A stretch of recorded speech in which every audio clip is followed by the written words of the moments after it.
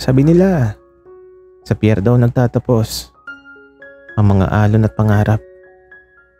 Hindi ko alam na doon ko rin pala makikilala ang lalaking bubuhat, hindi lang ng sako, kundi ng puso ko.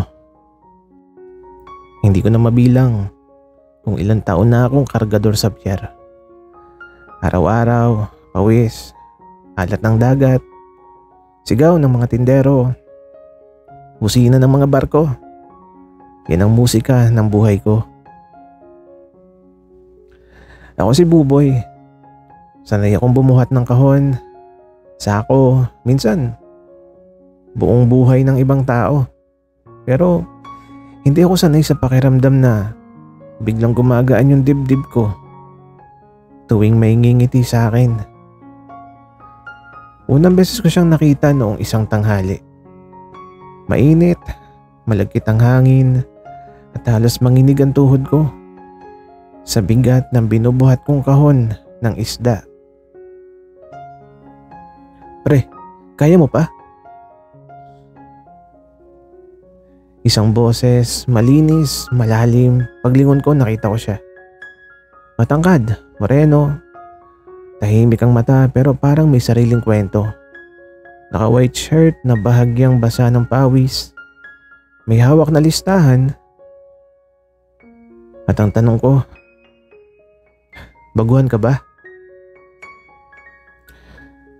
Umiling siya. Hindi. Ngayon lang napadpad. Alex. Pakilala niya sa akin.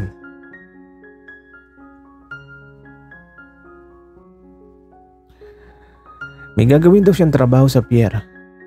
Iba raw sa amin, hindi siya kargador.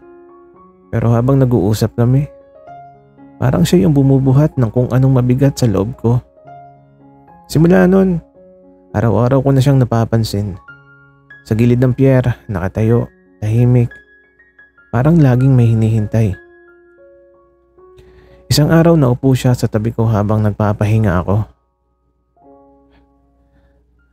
Buboy no? Bigla niyang sabi. Napatigil ako. Hindi ko maalala na sinabi ko yung pangalan ko. Paano mo nalaman? At ang sagot niya, narinig ko sa kanila. Ikaw daw yung pinakamalakas dito. At ito napangiti ako pero sa loob ko parang may tumunog na kung anong kakaiba. Hindi dahil sa papuri, kundi dahil sa paraan niya ng pagtingin sa akin. Parang hindi niya tinitingnan yung pawis ko. Hindi yung gusot ng damit ko. Hindi yung kalyo sa palad ko. Parang ako. Di ko alam kung bakit siya nandun sa pier araw-araw. Hindi ko pa alam kung anong kwento ng bit-bit niya. At lalong hindi ko pa alam na sa likod ng pangalan niyang Alex, may lihim palang kayang basagin ang mundo ko.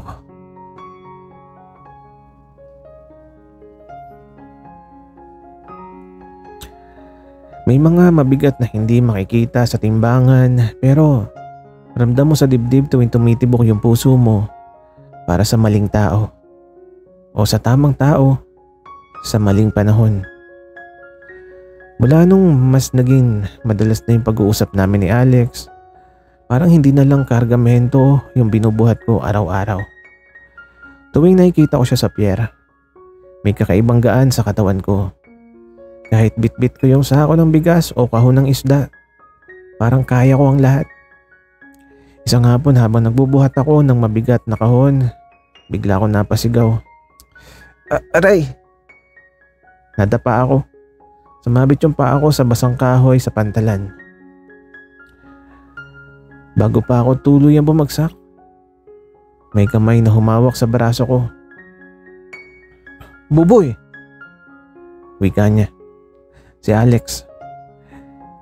Hinila niya ako papalapit sa kanya. Halos yakap na yung dating ng pagkakahawak niya sa akin. Ramdam ko yung init ng balat niya kahit sa gitna ng alat at amoy ng isda. At ang tanong niya, ayos ka lang?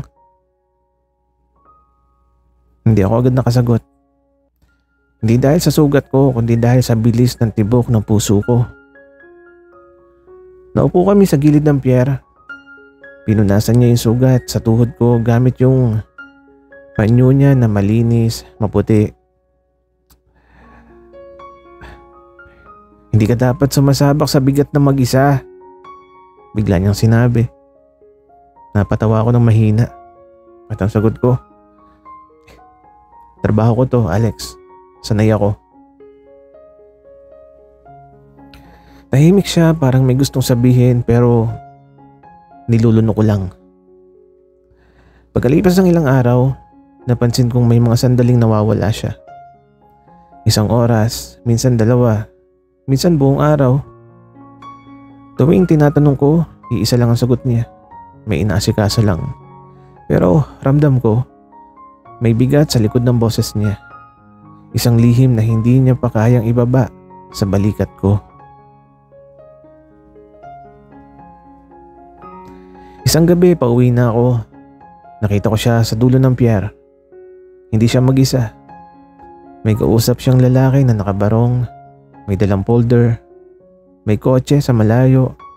Nagtatago ako sa likod ng crates ng isda. Hindi ko alam kung bakit pero pakiramdam ko, hindi ko pa dapat makita. Narinig ko ang bulong ni Alex. Hindi pa pwedeng malaman ni Buboy. Parang may yumakap sa dibdib ko na masakit at masikip. Ano yung tinatago niya? Bakit parang may dalawang mundong ginagalawan si Alex? At bakit kahit may duda na ako, ayaw ko pa rin bitiwan yung pakiramdam na siya lang yung nagpapagaan ng bigat ng mundo ko. Minsan ang dagat, hindi lang umaalon. Naglilihim din. At tulad ng tubig, kapag ang katotohanan ay pumasok sa sugat, mas masakit pa sa alat. Hindi na ako mapalagay simula nung gabing narinig ko ang pangalan ko mula sa bibig ni Alex. Ang salitang hindi pa pwedeng malaman ni Buboy. Paulit-ulit yun sa isip ko habang nagbubuhat ako ng sako ng bigas sa kinabukasan. Mas mabigat pa sa kargamento ang tanong sa dibdib ko. Bakit ako? Bakit pangalan ko? Tanghali nakita ko siya ulit. Nakaupo sa paborito naming spot sa gilid ng pier. Parang wala nangyari. Ang tanong niya, okay ka lang? Gusto kong umamin, gusto kong sabihin na narinig ko siya pero duwag ako. Umupo ako sa tabi niya. Alex, bakit ka palagi nawawala? Di ko na napigilang itanong. Saglit siyang napatingin sa dagat. At ang mahina niyang sagot, may mga bagay na hindi pwedeng ipaliwanag agad.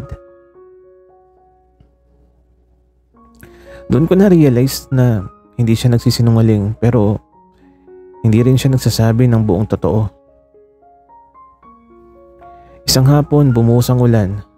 Malakas, walang babala. Nagsitakbuhan ng mga tao. Nagkaalat ang mga kahon. Nabasa ang mga papeles. Si Alex naiwan sa bukas na bahagi ng pier. Hawak ang folder niya. At ang sigaw ko, Alex! Tinakbo ko siya. Hinila ko papunta sa lumang container van. Nasilong namin tuwing umuulan. Doon halos magkadikit yung balikat namin. Basang-basa yung buhok niya. Ramdam ko yung init ng balat niya sa gitna ng lamig ng ulan. Tahimik hanggang sa bigla siyang nagsalita. Buboy, may kailangan akong aminin. Tumingin ako sa kanya. Kinabahan ako, natakot. Pero mas natakot ako sa posibleng mawala siya. Ano? Bulong ko. Huminga siya ng malalim. At ang sabi niya, Hindi ako simpleng tao lang dito sa pier. At tumigil ang mundo ko. Anak ako ng may-ari ng shipping company na may hawak ng kalahati ng mga barkong dumadaong dito. Parang binagsakan ako ng buong cargo container. Si Alex, anak ng may-ari, mayaman, ibang mundo. Tawa lang yung lumabas sa bibig ko. Hindi ko alam kung bakit. At ang bulong ko, kaya pala hindi kakagaya namin. Napayuko siya at ang sabi niya, hindi yan yung gusto kong iparamdam sa iyo, Buboy. Tumingin siya sa akin ng diretso, malinis at walang yabang. Ikaw lang yung taong hindi ko tinitingnan base sa kung ano ako. Wika pa niya. Tumahimik ako at sa gitna ng ulan, sa gitna ng amoy kalawang at alat, doon ko na-realize, hindi pala pera ang pagitan namin, kundi takot. Takot na hindi ako sapat para sa mundong kanyang kinagisnan. Ngayon alam ko na kung sino siya, pero hindi ko pa alam kung anong kapalit ng sekreto niyang yun. At lalong hindi ko pa alam kung hanggang kailan ko kayang mahalin ng isang lalaking hindi kailanman magiging akin. May mga layo na hindi nasusukat ng hakbang. Hindi ng katahimikan sa pagitan ng dalawang pusong gustong magtagpo. Pero tinatakot ng mundong magkaiba. Simula nung gabing inamin ni Alex kung sino siya talaga, nag-iba yung hangin sa pagitan namin. Hindi na ako basta makatingin sa kanya. Parang tuwing tumitingin ako sa mata niya, nakikita ko na ang salamin ng naghihiwalay sa mundo niya at sa mundo ko. Ako kargador, siya anak na may-ari. Magkaiba, malayo, masakit. Isang umaga dumating siya sa pier na mas maaga kaysa sa dati. Buboy, tawag niya. Hindi ako agad lumingon at ang sabi pa niya, kailangan na kitang kausapin. At ito huminga ako na malalim at ang sagot ko, kung tungkol sa kung sino ka, alam ko na. Napayuko ako. Hindi ko gustong magsinungaling, wika pa niya. Alam ko, pero hindi ko rin kaya magpanggap na walang pagitan sa atin eh. Wika ako naman. Natahimik kaming dalawa, tanging alon ang nagsalita. Dumating ang mga araw na hindi na siya sumipot. Hindi na siya dumating. Isang araw, dalawa, tatlo. Hindi ko alam kung saan siya pupunta. Hindi ko alam kung bakit. Ang alam ko lang, parang nawalan ng bigat yung mundo ko. At kapag wala na yung bigat, wala nang dahilan para gumising. Isang gabi habang nagbubuhat ako ng mga kahon, mag-isa, napaupo ako sa gilid ng pier. Napahawak sa dibdib ko. At mas masakit pa pala ang wala siya kaysa sa sakit ng mga balikat ko. Isang hakbang sa likod ko, may boses na pamilyar. Hindi ako nawala, Buboy. Napatayo ako, si Alex. Basang-basa ng pawis, hinihingal, parang tumakbo ng malayo. At bigla niyang sinabi, pinapadala ko sa Maynila eh. Ilang buwan. At ito, nanikip yung dibdib ko. At ang sabi pa niya, ngayon ko lang nalaman. Gusto kong lumaban. At ito, tumingin siya sa akin. Pero hindi ko alam kung paano. Wika niya. Pamaynila si Alex. Ako, may iwan sa pier.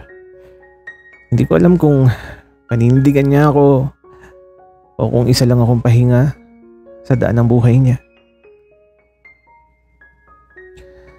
Ang alon umaalis pero laging bumabalik. Ang tanong, kapag ang minahal mo ay umalis, aalon ba pabalik ang puso niya? O tuloy na siyang tatangin ng alon ng mundo niya? Umalis si Alex isang madaling araw. Hindi kami nagpaalam ng mahaba. Walang luha, walang yakap. Pero pareho naming alam na kung yayakap pa kami, baka hindi na kami makabitaw. Ilang araw nakalipas, mas maingay ang Pierre, pero mas tahimik na yung mundo ko. Tuwing bubuhat ako ng sako, parang bitbit ko rin ang alaala ng mga mata niyang ayaw umalis sa akin. Walang tawag, walang text, walang balita. Hanggang isang hapon may lumapit na batang lalaki sa Pierre.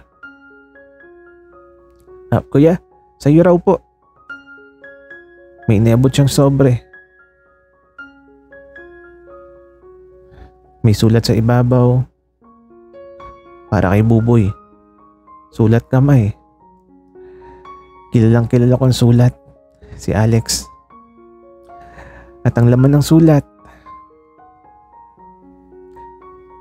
Buboy, hindi ko alam kung paano ko sasabihin to nang hindi ka nasasaktan. Pinadala ako nila rito para matutong maging katulad nila. Malamig, tahimik, hindi marunong magmahal ng taong hindi nila pinili. Pero kahit malayo ako, ikaw pa rin yung laman ng bigat sa dibdib ko. Hindi ko kayang mangako pero gusto kong malaman mo. Ikaw ang tanging taong naging totoo para sa akin.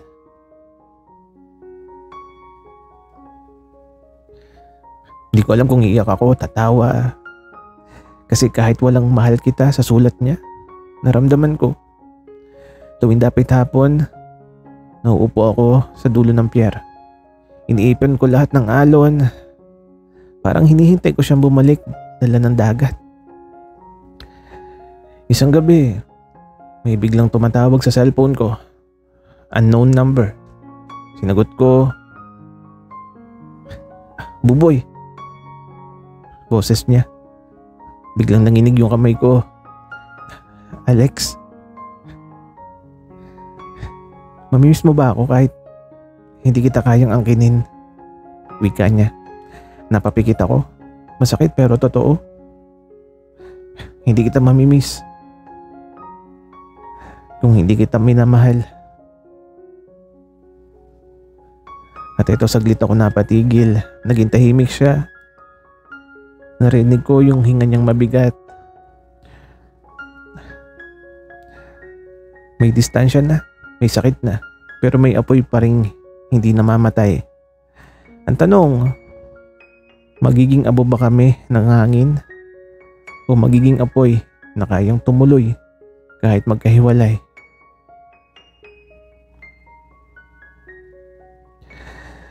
Kapag paulit-ulit mong binubuhat yung sakit ng mag-isa, darating yung araw na hindi na balikat mo ang bibigay kundi yung puso mo. Hindi ko sinasabing nasaktan ako. Hindi ko sinasabi na gabi-gabi akong nauubo sa katahimikan. Hindi ko sinabi na sa bawat sako ng bigas na binubuhat ko, parang may lamang pangarap na hindi ko na may babalik. Isang tanghali sobrang init. Sinag ng araw na parang gustong tunawin ang kaluluwa ko. May binuhat akong crate ng bakal, mas mabigat kaysa dati. Ramdam ko na may mali pero ayokong huminto. Ayokong maramdaman ng lungkot. Mas madaling mapagod kaysa mag-isip. Biglang nanikip yung dibdib ko. Nangitim ang paningin ko. Parang nawalan ng hangin ng mundo. Hawak ko pa yung kahon pero bigla bumitaw ang katawan ko. Bumagsak ako. Nagising ako sa gilid ng Pierre. May tela sa noo ko.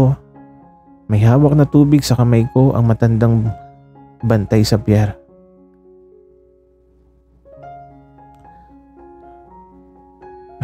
Gusto mo bang mamatay, iho?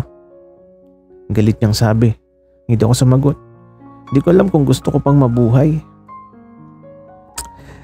Kinagabihan, umuulan. Umuulan ng malakas at biglang may sumigaw sa pangalan ko. Buboy! Pamilyar. Mas pamilyar kaysa sa sariling tibok ng puso ko. Dahan-dahan akong lumingon. Nasa gitna ng ulan, si Alex. Basang-basa, walang dalang payong, walang kotse. Kinakapitan niya ang bakal sa gilid ng pier. At ang sigaw niya, "Ano ginagawa mo?" Tumingala ako. At ang sabi ko ng mahina, "Bumabalik." At ito nilapitan niya ako. Hinawakan niya yung mukha ko. Hindi niya alintana kung sino ang makakita. At ang sabi niya, "Bakit hindi mo sinabi?" Tumutuloy yung luha niya at doon ko lang nakita nang unang beses siyang nasaktan ng totoo. Hinila niya ako at niyakap niya ako ng mahigpit. Takot na parang mawawala ako. Bumalik siya sa gitna ng ulan, sa gitna ng pagkawasak ko. Pero hindi ko alam kung babawi ba siya para sa amin o para hindi ako mawala.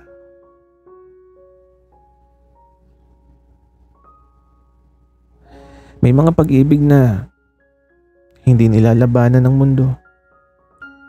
Kaya dalawa lang ang pagpipilian mo.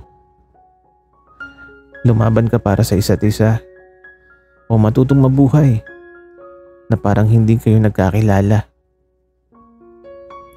Hindi pa tuluyang natutuyo ang ulan sa buhok ni Alex nung dumating ang mga anino ng mundo niya. Isang itim na kotse ang pumarada malapit sa pier. Bumukas yung pinto. Bumaba ang lalaking naka-Amerikana. Matigas ang muka, malamig ang mata. Ang ama niya. Hindi ko kailangan ng pagpapakilala, ramdam ko na agad. At mula sa malamig na tawag ng lalaki, "Alex, sumama ka." Napahigpit yung hawak ni Alex sa braso ko. At ang sagot niya, "Ayoko." Nalaki ang mata ko. Unang beses kong narinig yun na kaya niyang sumagot. At ang sabi ng ama niya, "Maging seryoso ka. Babalik ka sa Maynila. May naghihintay na buhay para sa'yo." Tumingin si Alex sa akin. Sandaling-sandali. Pero parang buong buhay. Ako, basang kargador siya, anak ng may-ari. Walang kalaban-laban. Binitiwan niya ang kamay ko at doon ako mas nasaktan. Pero mas masakit ang sumunod. Lumapit siya sa ama niya, pero bago siya tuluyang sumakay, bumulong siya sa hangin. "Buboy, ikaw yung pahinga ko kahit kailan." Pumasok siya sa kotse, umandar at naiwan ako sa gitna ng pier. Kinagabihan, mag-isa ulit ako sa dulo ng pantalan. Pinapanood ang ilaw ng barko. Hindi ko namalayan na may tumabi sa akin, si Mang Tebe, ang pinakamatandang kargador. At ang tanong niya, "Masakit, no?" Tumango lang ako. "Pero tandaan mo, iho," sabi niya habang nakatingin sa dagat. "Ang dagat, hindi humihingi ng paumanhin kapag umaalon. Umaalon lang siya dahil sa buhay siya." Di ko alam kung para sa akin o para kay Alex yun. 1 linggo ang lumipas. 1 buwan, walang balita. Puro lang pier, trabaho, pawis, alaala. Isang gabi, may bumato sa bubong ng maliit naming barracks. Paglabas ko, isang papel ang lumapag sa paa ko. At ang sulat kamay, pamilyar. at ang nilalaman ng papel. Buboy, hindi ako marunong sumunod sa mundong gusto nilang ipasuot sa akin. Lahat sila may plano para sa buhay ko. Ikaw lang ang hindi humahawak sa leeg ko. Hintayin mo ako.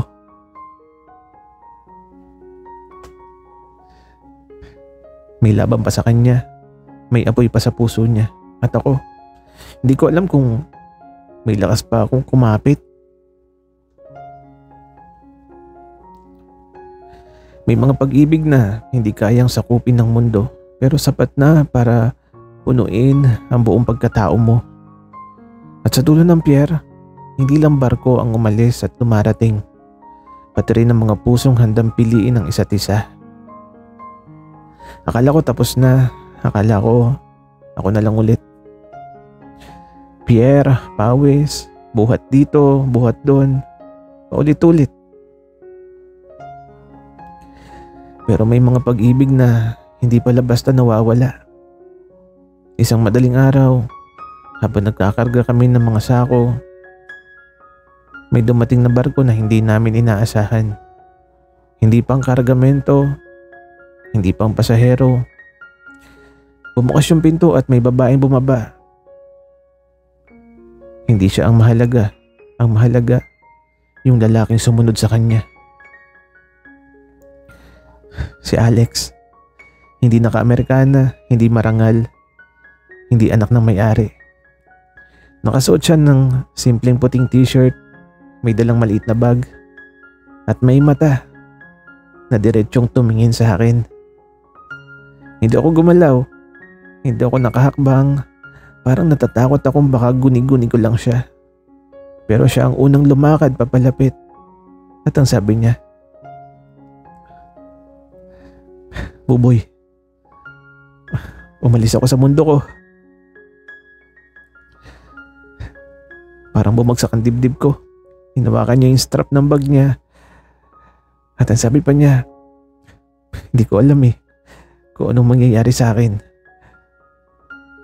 Pero alam ko kung saan ako uuwi."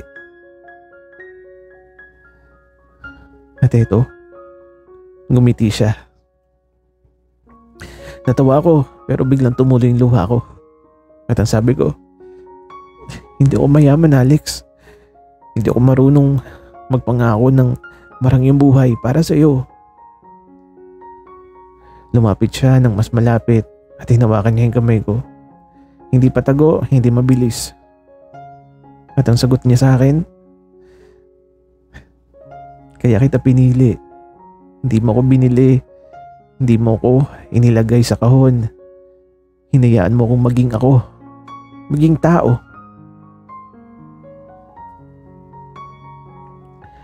Sa gitna ng pier, sa gitna ng mga barko at sa gitna ng amoy ng alat at pawis, hindi kami naghalikan, hindi kailangan. Magkahawak lang ng kamay, sapat na.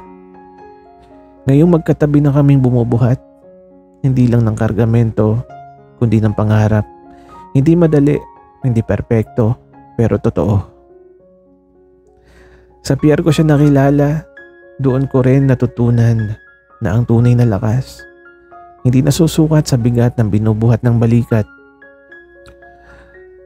kundi sa tapang ng pusong pumipili kahit walang kasiguraduhan.